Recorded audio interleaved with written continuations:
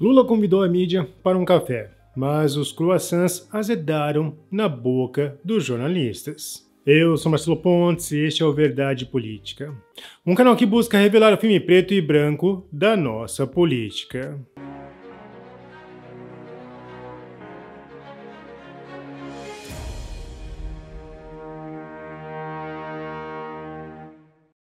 A situação de Lula vai piorando a cada dia, e aqueles que embarcaram nesse trem e sabem que ele vai descarrilhar, vão pulando a cada estação. A coisa está realmente ficando feia.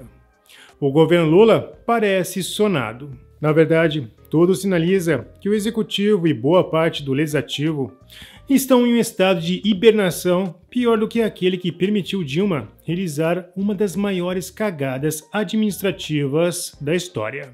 Com um rombo maior que aquele deixado por Dilma, Lula se reuniu com Haddad como se tivesse em seu primeiro mandato. Então, no universo alternativo do café da manhã, controlar despesas é coisa de mercado ganancioso. Nesse lindo café oferecido à imprensa, Lula disse que falar em controle de despesas é coisa do mercado ganancioso.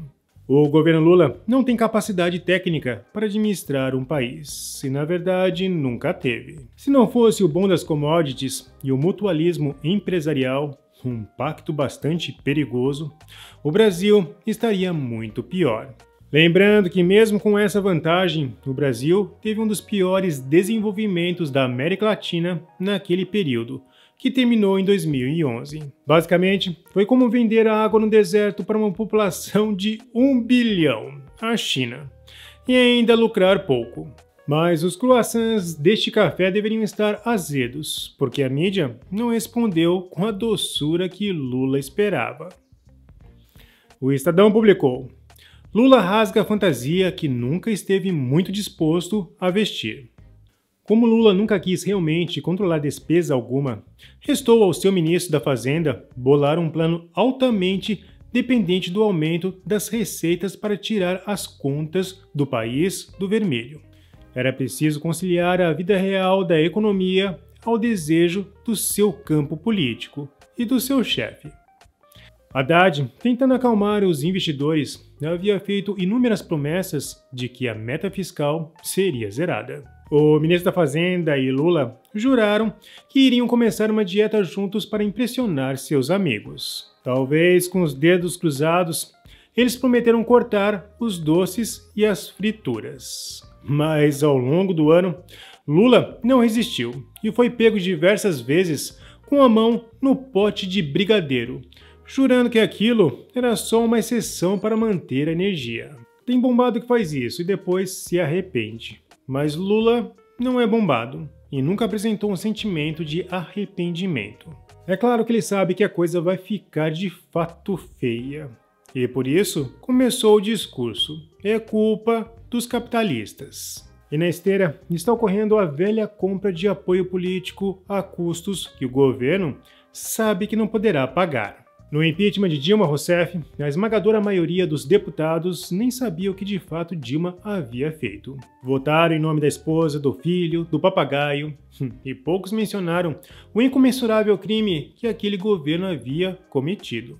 Isso significa que os mesmos ainda não sabem o que de fato está acontecendo no país. Basicamente é um déjà vu. Um Dilma 2.0. O governo está desesperado por dinheiro e ligou o modo perseguição.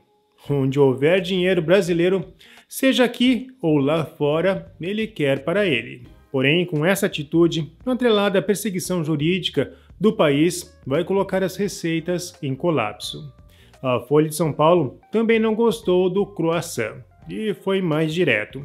O governo Lula sabota o país.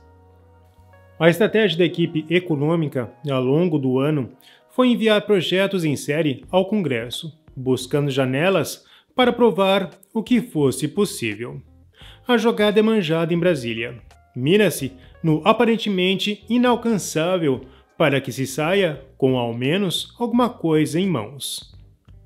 Mas a 2 meses do fim do ano, Haddad e seu time anteviam tempos duros e trabalharam numa forma de atenuar o discurso, já que a meta de déficit zero parecia cada vez mais improvável. Aí veio Lula, deixando claro que, em essência, nunca acreditou no plano do seu ministro. Infelizmente, a maioria dos economistas no país não compreende como as engrenagens ideológicas funcionam.